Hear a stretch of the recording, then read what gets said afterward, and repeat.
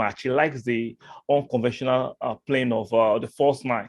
Sometimes might change it and play the conventional nine, but most of the he likes to play with the false nine. Well, midfielders are chopping and changing into positions, interchanging. He likes the goals to be spread around the team. Yes, some of you will say, why they sign Haaland? Yes, he needs to sign Haaland sometime because when the false nine is not working, he might want to resort to a conventional striker playing since his back is pushed against the wall. Let's not forget, like I said, look at Pep antecedent.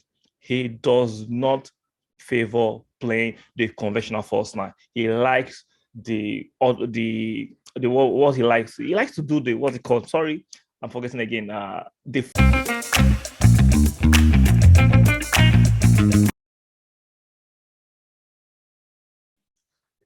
Hi guys, welcome to Soccer with 304. I'm going to do a new show called Transfer Update Cafe on Soccer with 304. Please guys, like, share, and subscribe to the channel. If you are new, subscribe to the channel, stick a like on the video, and turn on the notification bell. So we're going to be discussing transfer, mainly Gabriel Jesus and Hickey. Gabriel Jesus and Hickey. There have been reports for the past few weeks about Arsenal interested in Gabriel Jesus. We know we're in need of a striker. Lacazette is running down his contract. Hickey, I expect to leave the club at the end of the season. We know Aubameyang was sold at January window. So we need replacement in striking department. We need a quality top striker that can come and lead the line. We know Arsenal be struggling for goals in the striking department. Lacazette can hardly score. Nketiah, even though he scored 4 goals in the last few games, we know he's not a main striker going forward. We know he's limited.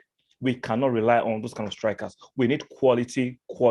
We know how we suffered against Spurs because we didn't have a quality striker that can match the likes of Harry Kane and Son and lead us and give us that extra lift, that extra quality and take us to the next level. So we need to bring in strikers. I know some of you will turn your nose talking about why should we go get Gabriel Jesus, quote unquote, Man City reject. I disagree with you. The fact that he has not called it a Man City doesn't mean he's not a quality player. We know Man City like to rotate their squad. They don't like to play the conventional number 9. Once in a while, Pep will play him as a number 9. Sometimes he'll play him as a winger on the left or on the right, but he has not had a consistent run as a center forward. And we know you cannot get the best of any player if you don't play them consistently in their favorite position, in their default position that exposes their ability. Left foot, right foot, pace, hold up play. Gabriel Jesus has it in large quantity, in my opinion. Some of you might argue contrast to that, but in my opinion, Gabriel Jesus is a quality striker. He has the pace, he has the power, he has the tenacity, he knows how to press from the front, he knows how to lead the press, he knows how to harry defenders, he can dribble, he can shoot. He has everything in abundance, in my opinion. So let's look at some stats of Gabriel Jesus. We know, let's look at the last 2 clubs he played for. From 2015 to 2017, played for Palmeiras, 67 appearances, 21 goals, decent return. We know he was still young then. They moved to Man City in 2017. He has been there till 2022. That's 5 years. He has made up to now. I'm not counting the match he had today against. They just finished a match against. Give me a minute to remember.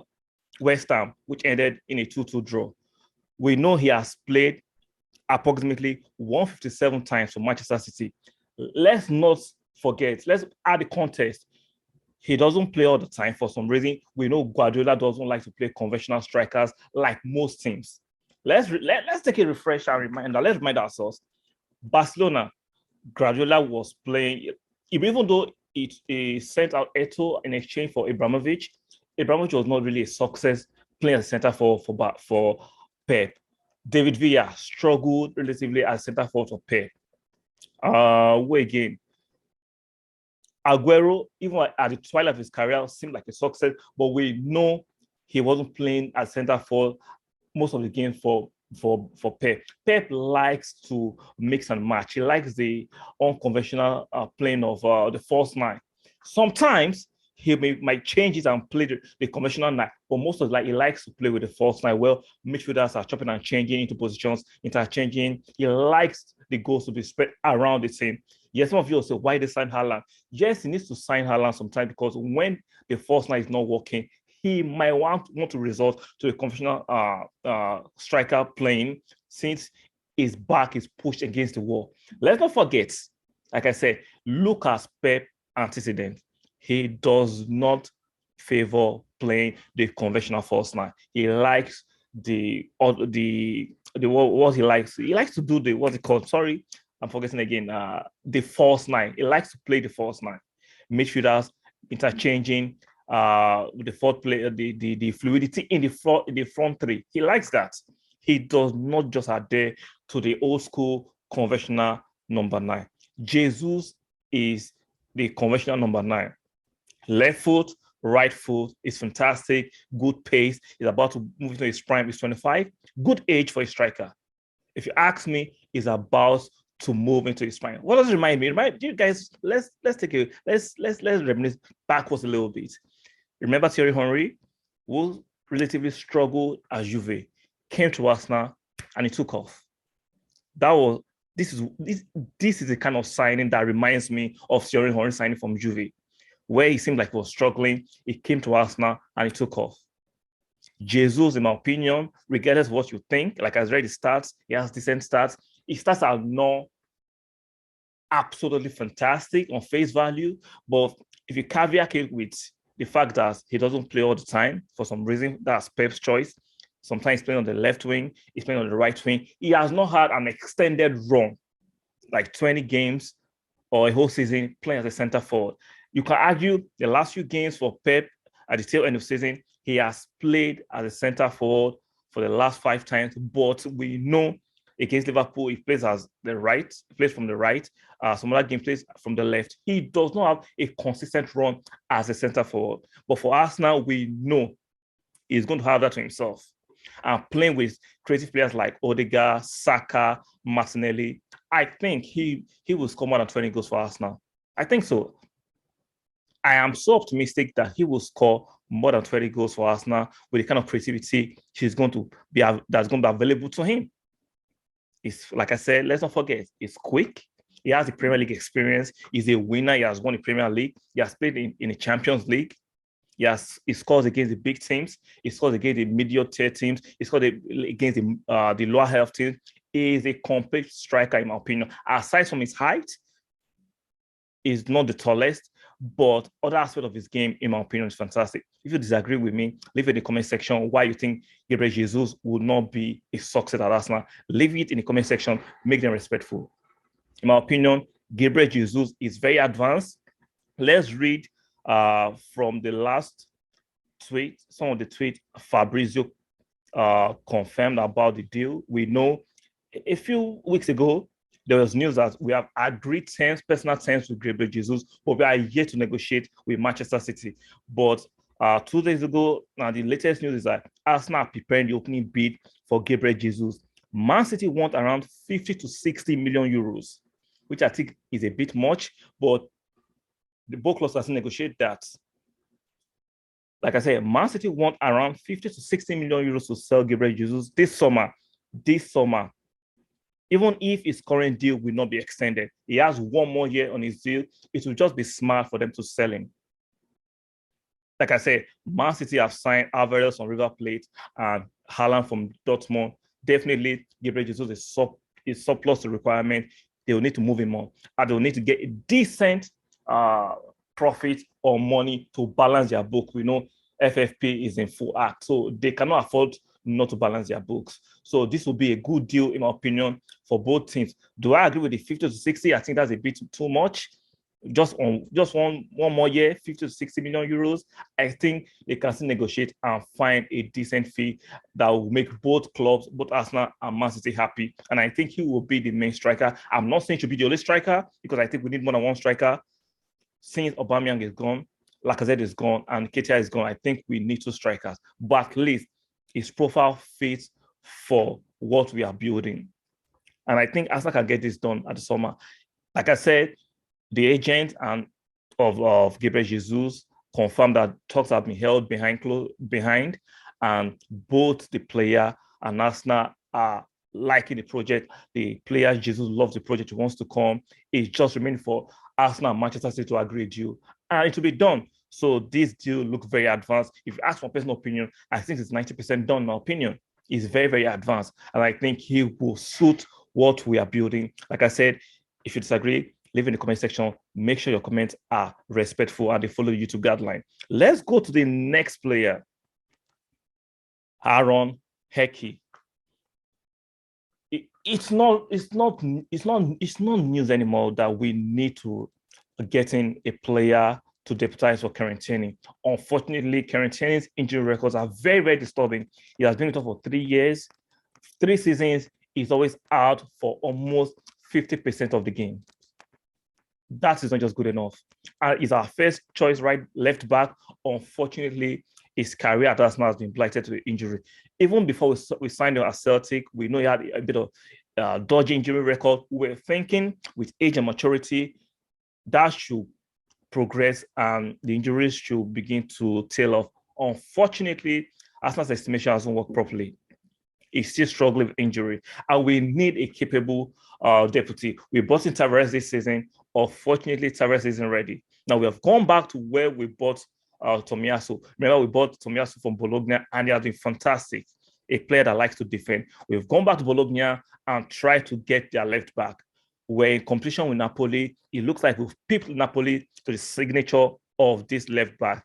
According to the Sun, Arsenal agreed 21 million transfer deal to sign Bologna left back Aaron Hickey after the Italian chiefs flew to London.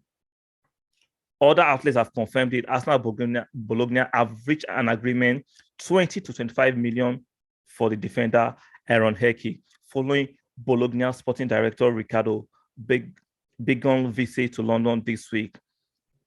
There are now last details to finalize the transfer. It looks like it's done and dusted. Arsenal needed a left back to deputize for Quarantini. A left back that when Quarantini is out, has at least similar quality, similar, what would I call it? So that the drop off from our first choice and the second choice is not gaping. We can see clearly the gap in quality between Quarantini and Tavares. But arguably this season, we saw that Tavares was keeping Quarantini out at a portion of this season. But unfortunately, since the Nottingham Forest game, things have not gone as planned for Tavares. He needs a loan. He needs to develop his game. His playing is too chaotic. He's not coordinated. Even though he's an athletic player, and I think he might still have a future at Arsenal, but at the moment, we cannot afford to have a player with that chaotic playing style. We need someone that can do the job as good, if not better, as Quarantini, with a very manageable injury record, a very low injury record. We know, let's look at a few details about Aaron Hickey. Let's look at a few details about him and see. He's 19 years old, predominantly a left back, even though he can use his right foot too, but his dominant foot is the left foot. He went from Hearts to Celtic, back to Hearts. Then 2019 to 2020 was at Hearts, 24 appearances, 1 goal. Then from 2020, then went to 2020 from Bologna. There's been at Bologna from 2020 to 2022. 45 appearances, 5 goals. He has a decent goal return. He's a Scottish national, strong, just like Quarantini is Scottish national. We know how tenacious they are. They are strong in the channel. He has a bit of physicality. I watched a few clips of him. I'm not going to deceive you guys and tell you I've watched a lot of him. I went to YouTube and watched a bit of him. It looks like a good left back to me. We know clips can be misleading. You don't have the full grasp of the picture. You've not watched the whole game to actually gauge him. So, but according to reports and article, it looks like a good buy for a deputy for Quarantini. He's 19. He has room to grow. It looks like a quality deal. Like I said, Arsenal have reached an agreement. According to reports, this looks very credible and is looking like is 90% done. Even the likes of Fabrizio or David Ornstein have not reported it, but several outlets are going with a similar news that this deal has been done. So it looks like Arsenal are actually being very proactive. It's been a long time I've seen Arsenal this proactive, trying to get in the players, whether we end up in the top 4 or in the top 6. Top 4 would be my preference. But it will be disappointing not to qualify for the Champions League, but I understand we made relative progress. Some of you would not agree to that. I'm not in the mood to go into those details. Like I always repeat, how many people were expecting Arsenal to be part of the top 4 at the beginning of the season? We know Liverpool, Manchester City, Chelsea, Man United, even some people were predicting Leicester to be ahead of Arsenal. So Arsenal have done a decent job. We know Manchester United has imploded. They've not done great. We should take advantage. Yes, we have a young team. Let's not forget, we have a young team. This is not about the coach. You can criticize the coach, but look at the resources that are available to him. It's not about the inexperience of the coach. I'm not saying Arteta is a perfect fit. He has made his mistake, just like Conte, just like Pep, just like Klopp. They all make mistakes. But these other clubs have quality players. Conte have Song and Kane. Manchester City have galaxy of stars in their ranks. Liverpool, they have Mane, Diaz, Salah, Femi, top quality.